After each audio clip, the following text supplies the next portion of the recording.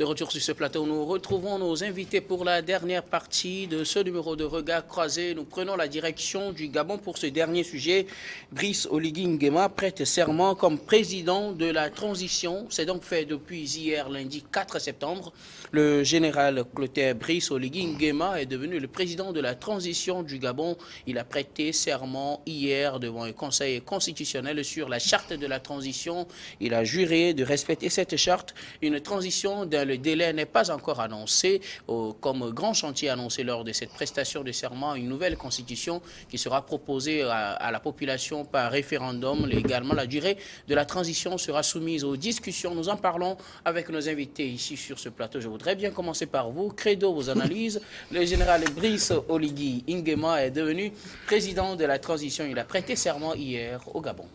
Oui, il a prêté serment devant une cour constitutionnelle qu'il avait déjà tantôt dissoute. Et qu'il a ressuscité. Et qu'il a ressuscité, qu'il a réhabilité. Donc, je mets un grand point d'interrogation. Donc, c'est là où il faut dire que dans l'euphorie de prise de pouvoir par les armes, il faut savoir raison garder pour ne pas poser des actes qui, sur le plan juridique, vont nous rattraper. Donc là, en disant, c'est depuis la semaine passée qu'on discutait de ce sujet. Donc, on s'est dit, on se demandait de façon très simple, est-ce qu'il va ressusciter la Cour constitutionnelle pour prêter serment? Est-ce qu'après la prestation de son serment, est-ce que la Cour constitutionnelle va retrouver sa posture d'institution dissoute? Donc là, il n'y a pas de communication. Donc c'est dire que lorsqu'on fait les choses dans la précipitation, on ne fait pas totalement bien les choses. Donc aujourd'hui, c'est déjà tablé, il a prêté serment, il est en train de poser des actes même dans le pays, envers même la classe politique de l'opposition. Nous voudrons le prendre au mot parce que l'ère Ali Bongo aussi est derrière nous, donc on ne va pas faire la critique sur la prise de pouvoir. Donc il a déjà commencé par assumer les charges d'État, mais vivement qu'il puisse rapidement mettre en œuvre, disons, son cahier de charges pour un retour du pouvoir aux civils. Donc le pasteur Edo Komi, dans un autre sujet, parlait et essayait de donner la définition et les inconvénients d'un président démocratiquement élu. Un président démocratiquement élu, je voudrais rappeler que c'est quelqu'un qui est sorti d'un processus de vote d'urne. Donc là, les militaires qui prennent le pouvoir, donc ils ont leurs arguments, mais c'est une manière abusive de prendre le pouvoir. Donc il va falloir rapidement que les élections soient faites dans ce pays. Donc il a parlé d'une nouvelle constitution. Rapidement, que les forces vives de la population du Gabon soient toutes associées à la réflexion, parce que c'est le temps aujourd'hui de la réflexion. Il faut faire la réflexion et essayer de voir ce qui serait bon et mettre aussi des garde-fous même dans la gestion et dans la jouissance du pouvoir au Gabon. Donc je crois que c'est de ça qu'il s'agit. Et si nous voyons même disons, les réactions aussi bien de certaines puissances étrangères. Lorsqu'on parle du sujet Niger et du sujet Gabon, c'est les mêmes réactions qu'on voit du côté de certains panafricanistes qui saluent ce coup d'État du côté du Gabon et qui, avec véhémence, incriminent d'autres acteurs. Donc là, il va falloir qu'on soit vraiment lucide, qu'on soit vraiment véridique. La prise du pouvoir par les armes n'est pas salutaire. Maintenant, c'est déjà fait. Il faut encourager les nouvelles autorités du Gabon à dérouler rapidement leur agenda pour permettre le retour à l'ordre civil du pouvoir au Gabon. Pasteur, le général Brice Oligui Nguema a prêté serment ce lundi 4 septembre au Gabon. Il devient ainsi le président de la transition de façon formelle. Oui, le gombo... Le gombo a déjà circulé. Non, le Gabon sans les bongos est en marche. Oui. Le Gabon sans les bongos est déjà en marche. Et je crois que c'est ça qui fait l'alliance populaire au Gabon. Parce que plus de 55 ans, les Gabonais disent avoir été emprisonnés. Quand vous les écoutez, je ne parle pas, ce n'est pas moi qui dis, mais quand vous les écoutez, ils ont été emprisonnés pendant plus de 55 ans. Et c'est dans ça qu'ils ont vécu. Et donc pour eux, il y a une délivrance totale. Et même s'il faut du temps pour savoir les tenants et les aboutissants de ce coup d'État, parce que 30 minutes seulement séparé la proclamation des résultats et l'arrivée et l'avènement du coup d'État. Mais ce qui est lieu, c'est que déjà, on voit, sans trop vite aller en besogne, on voit déjà un nouveau Gabon qui se pointe à l'horizon avec le retour, l'intention de faire venir les exilés, hein, tous les exilés politiques, amnistier, hein, parler de l'amnistie, et donc libérer la presse. Libérer la presse. Surtout ça pour vous. Libérer la presse, parce que la presse au Gabon hein, n'a pas été ça. Hein, le pouvoir était vraiment prédateur de la presse, donc la presse gabonaise va retrouver quand même certaines libertés. C'est très important, c'est ça les principaux leviers de la démocratie et de l'état de droit. Donc déjà, nous on ne peut pas aller vite pour condamner le général. Il a commencé avec de très bonnes intentions et nous prions quand même que cela aille jusqu'au bout pour qu'à la fin nous puissions avoir un régime hein, vraiment démocratiquement élu hein, par le peuple gabonais et que le Gabon puisse sortir de cette gestion clanique qu'on a connue pendant plus de 55 ans. Et donc, pour le moment, il a prêté serment, loin de faire encore les critiques par rapport à la Cour constitutionnelle, dont la Cour constitutionnelle a été réhabilitée, sauf sa présidente d'ailleurs, la dame qui a été pendant longtemps hein, dans les arcanes, c'est comme si c'est la belle-mère même de la famille de Bongo, donc qui a retenu hein, la vérité des urnes pendant longtemps. C'est elle qui cautionnait les élections frauduleuses au Gabon. Et je pense qu'il faut se débarrasser de tout ça. C'est vrai quand même qu'on a vu Claude Alain Bilibizé, comment vous l'avez Claude Alain Bilibizé, écoutez, monsieur, je pense quand même que je salue quand même l'esprit quand même du général qui a fait quand même qu'on a retrouvé tous les barons, ils étaient là. Mais ils sont ensemble, non? Non, attendez. On va aborder cet aspect tout à l'heure. Même quand ils étaient là, c'était avec la peur au ventre parce qu'ils ne savent pas ce qui les attend. Et lui, le général a été quand même très, très calme. Pour le moment, on sait quand même que ces gens-là, c'est des gens quand même qui ont conduit ce pays dans le gouffre. Et surtout, le général dit quelque chose de très montant. Il dit, l'armée était entre choisir, tuer encore les Gabonais qui vont protester contre l'élection d'Ali Bongo, ou bien faire un coup d'État et arrêter et prendre leurs responsabilités. C'est très important. Donc c'est une repentance. Il s'est repenti. Il sait que pendant longtemps, il fait partie de ceux qui ont tué les Gabonais. Le général fait partie de ceux qui ont tué les Gabonais. C'est eux qui ont maintenu le système. Le système a été maintenu par l'armée. Et donc, ils savent très bien qu'ils faisaient partie de ce système. Aujourd'hui, il se répand. Il dit non, il faut arrêter la tuerie. Il faut arrêter l'assassinat des Gabonais, qui vraiment se soulevaient de manière quand même légitime, parce que les élections ont été truquées. Et donc, je pense quand même que ce monsieur, loin de lui jeter le fleur pour le moment, mais il a commencé avec de très bonnes intentions. Ce n'est pas parce que, pour le moment, on n'a pas vu Abat la France, on n'a pas vu Bienvenue la Russie, ce n'est pas de ça. Ailleurs, c'est comme ça, bienvenue. Non, je crois pendant les manifestations, c'est ce que je dis. Je ne fais que traduire l'esprit des manifestants.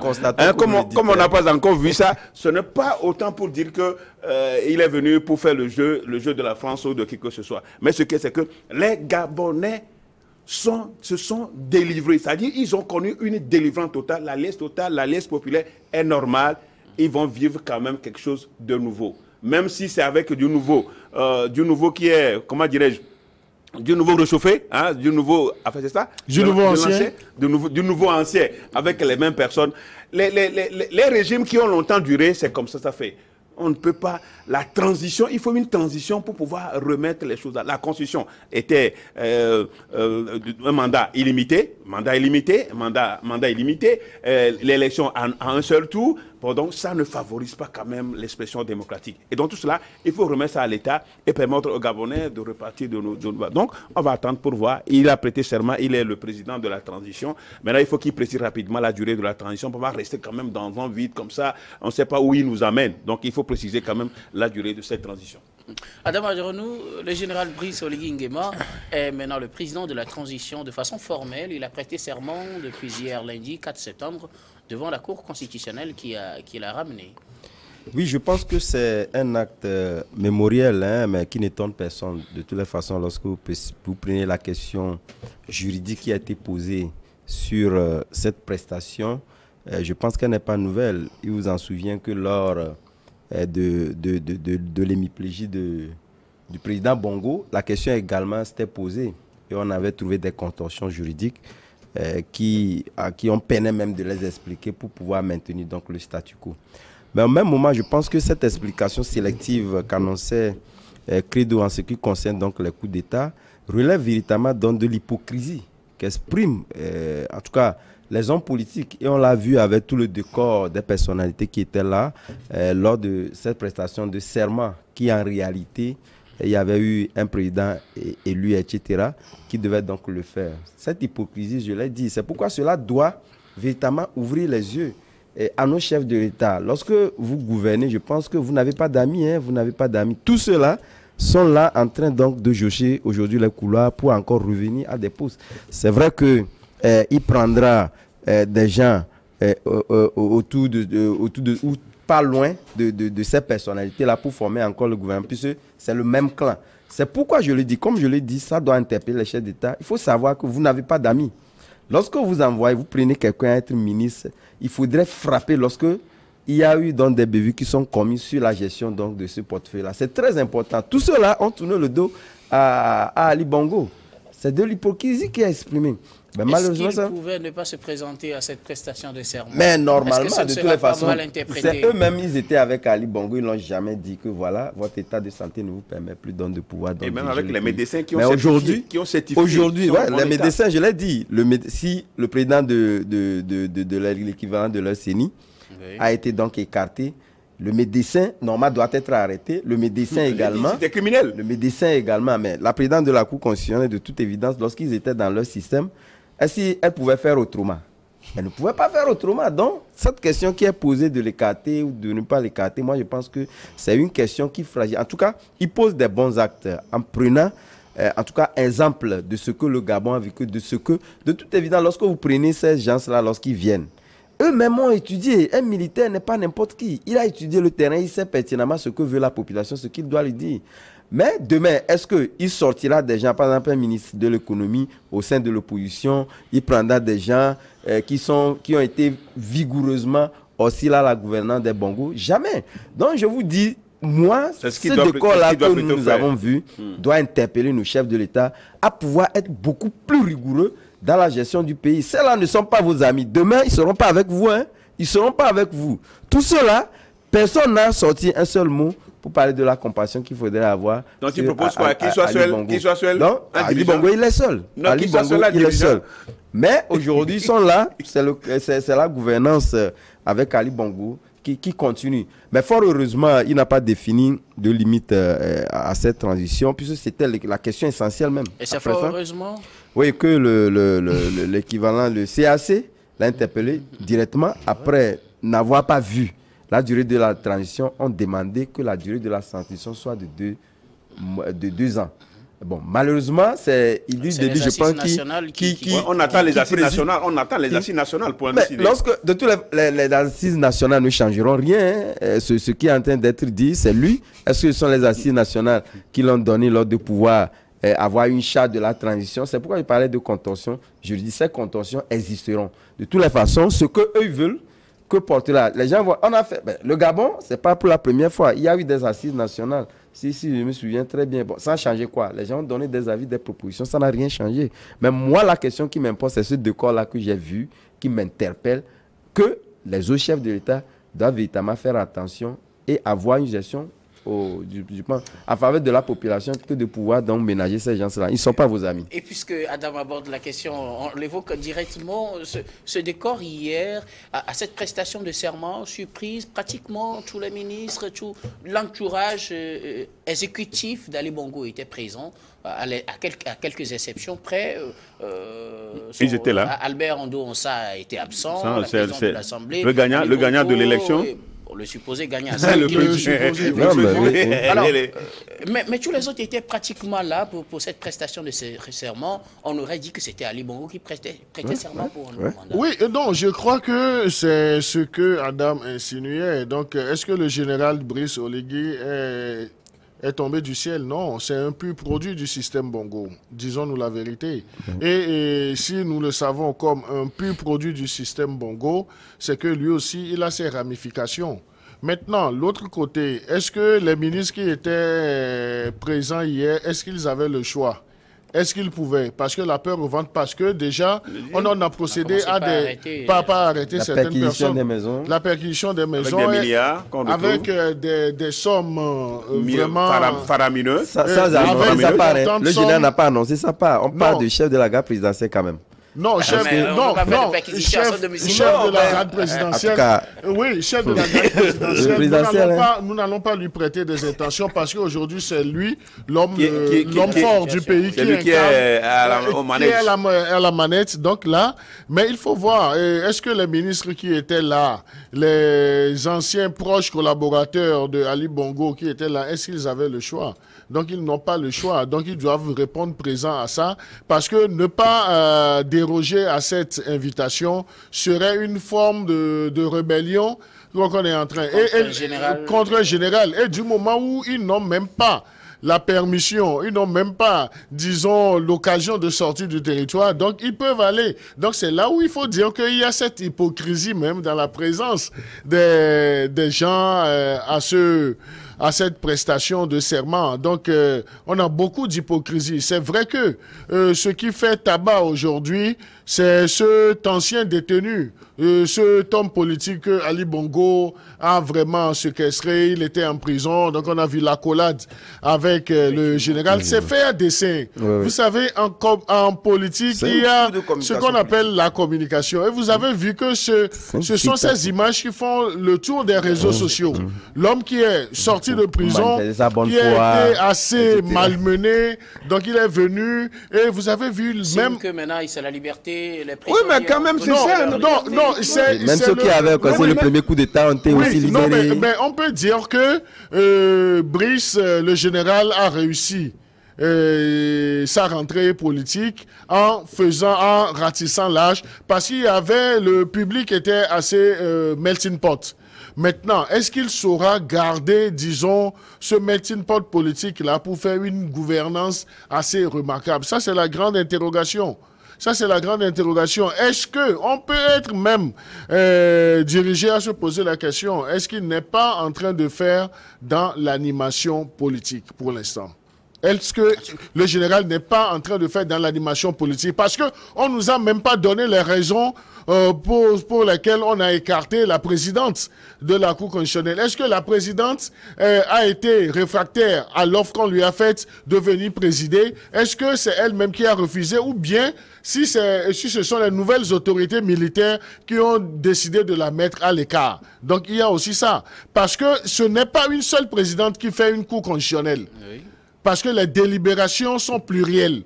Les délibérations sont collégiales, sont collectives. Donc, on ne peut pas dire que c'est, disons, l'élément ou bien le fruit pourri, c'est uniquement la dame. Les autres ont été aussi, si on doit reprocher des choses à la gouvernance de la dame quand il s'agit de la Cour constitutionnelle, donc les autres aussi sont comptables, mais à des degrés différents. Mais cela ne saurait excuser la mise à l'écart de la dame. Est-ce qu'on l'a mis à l'écart ou bien c'est la dame même qui a refusé l'offre? Ça, il y a un grand point d'interrogation. On ne peut pas le dire sur ce plateau, à moins que le pasteur Edo Komi, qui serait dans les confidences, essaie de nous raconter, disons, son appréhension de la chose. Pasteur, vous enchaînez, vous nous parlez un peu de ce public la Cour constitutionnelle est la haute juridiction en matière, bien sûr, en matière constitutionnelle. Et je pense que la dame a tellement fait de tort aux Gabonais. C'est un procès d'intention. C'est un procès d'intention. Ce n'est pas un tort.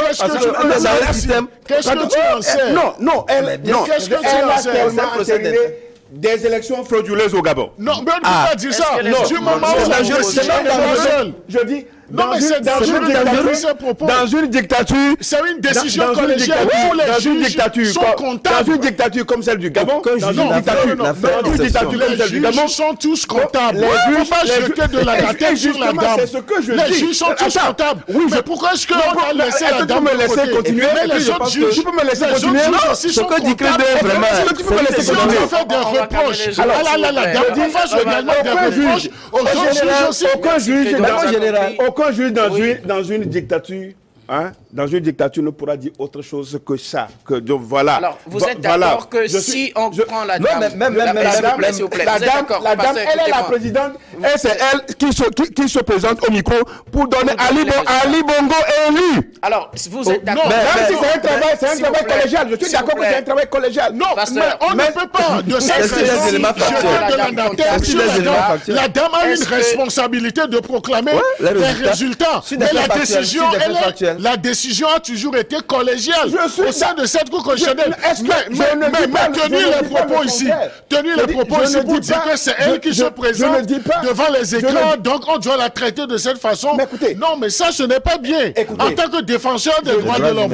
Je dis, ce qui se fait dire, venez, nous allons proclamer les résultats. Venez, nous allons proclamer les résultats. Venez, nous allons proclamer les résultats. C'est comme ça que venez, nous allons proclamer les résultats. Et les gens viennent s'asseoir et madame commence par proclamer les résultats. Non, mais madame proclame les résultats parce que c'est elle qui est la présidente et c'est elle qui a droit de parole. Alors, ça nous plaît. Vous êtes d'accord? Ça nous plaît. Donnez-moi la parole. Ça nous plaît.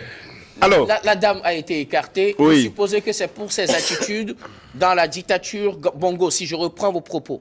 Est-ce que si on la rend comptable de cela, est-ce qu'on ne devrait pas rendre comptable tous les autres membres de la Cour constitutionnelle? Je suis parfaitement d'accord. Alors, qu'est-ce qui justifie son absence et la présence des autres? Alors, personne ne saurait le dire avec exactitude.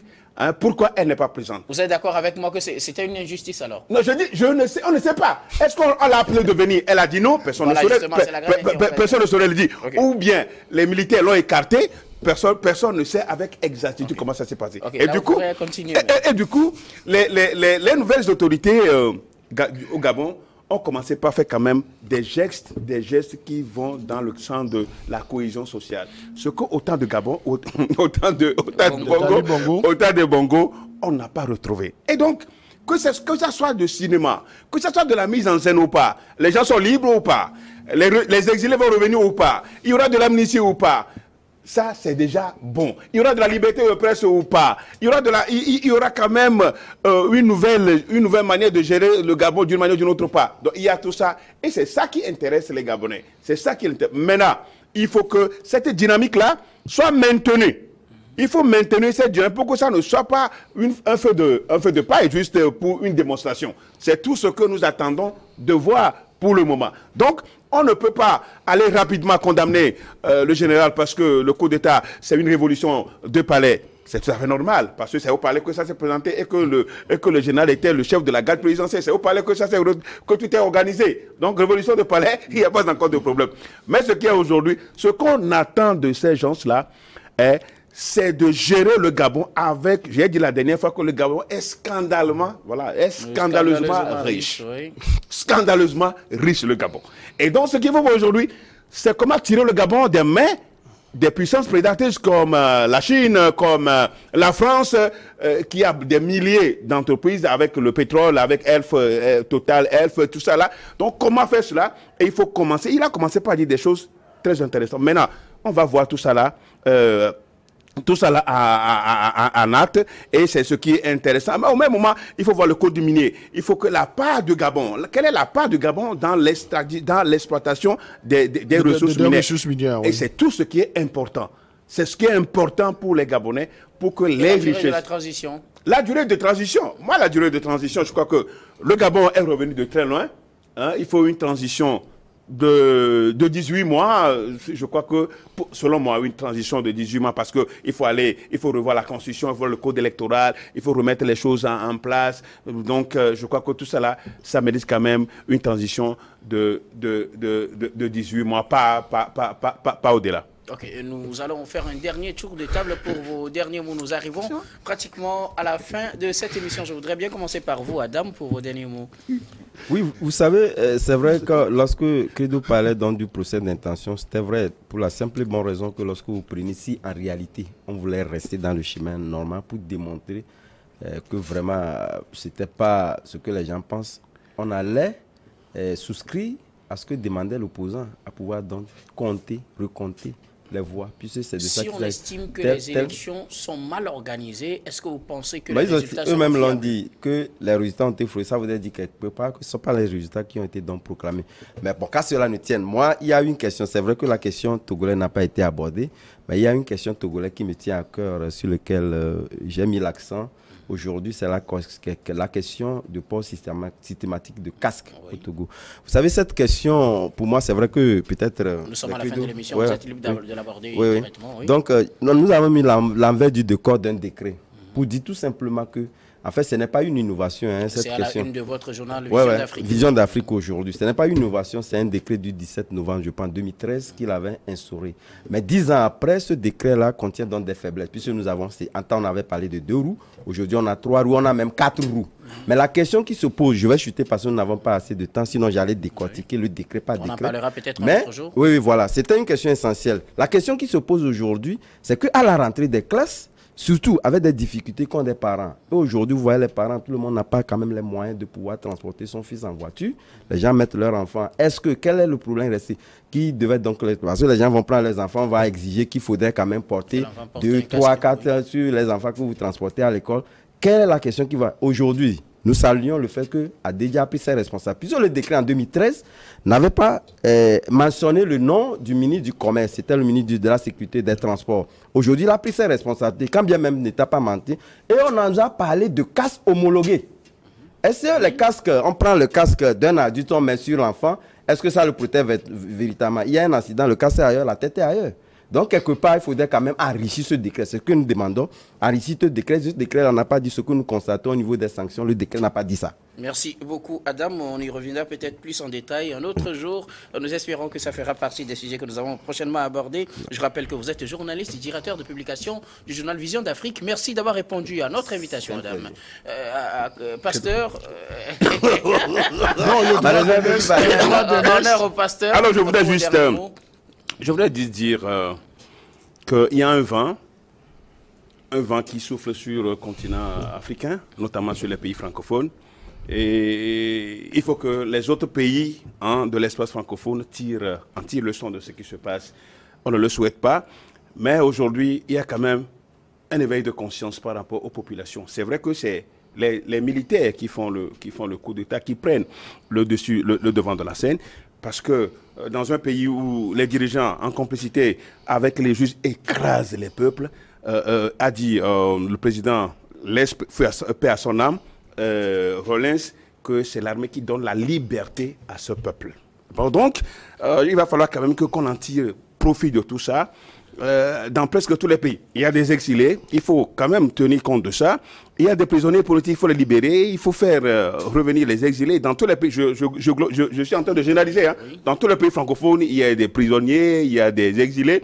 Il faut faire venir tout ça là, c'est-à-dire pour commencer par créer des conditions dans ces pays-là pour éviter que les coups d'État n'arrivent. Et finir par la France pour le dire, quand même que la France a de contrats, a de coopération avec le Niger.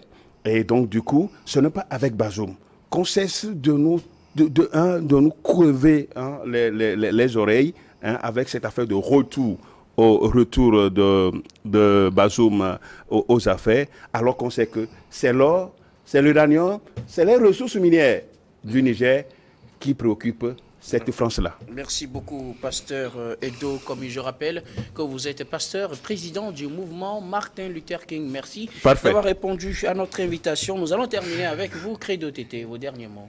Non, les derniers mots, c'est encourager le ministère de la Sécurité à jouer très bien sa partition. C'est déjà un bon début. Ça commence par prendre le port du casque et je pense que ça va limiter les dégâts lorsque des accidents vont survenir. Il faut savoir que porter le casque, ce n'est pas pour les beaux yeux du chef de l'État, Faure Gnassingbé, ni pour les beaux yeux du général Ia, qui est le ministre de la Sécurité, mais c'est une question de santé publique. C'est une question d'assurance. Lorsque nous portons les casques, nous ne les portons pas pour les forces de sécurité, mais nous-mêmes, nous anticipons dans la préservation de notre état de santé. Lorsque surviendrait un accident, c'est nous qui sommes protégés. Et aujourd'hui, c'est vrai, il y a un abus de langage lorsqu'on dit « est-ce qu'on a fini de manger avant de trouver les moyens ?» Mais je crois que nous prenons plaisir à prendre assez de sucreries et de bière. Lorsqu'on va faire économie d'une semaine, on peut s'acheter, disons, un casque, on peut se protéger. Merci beaucoup. Credo Tété, vous êtes journaliste au journal Le Médium. Merci aussi d'avoir répondu à notre invitation. Grand merci à vous, très chers téléspectateurs, d'avoir été des nôtres. C'est la fin de ce numéro de Regard Croisé. Je vous retrouve demain avec le même plaisir pour un autre numéro.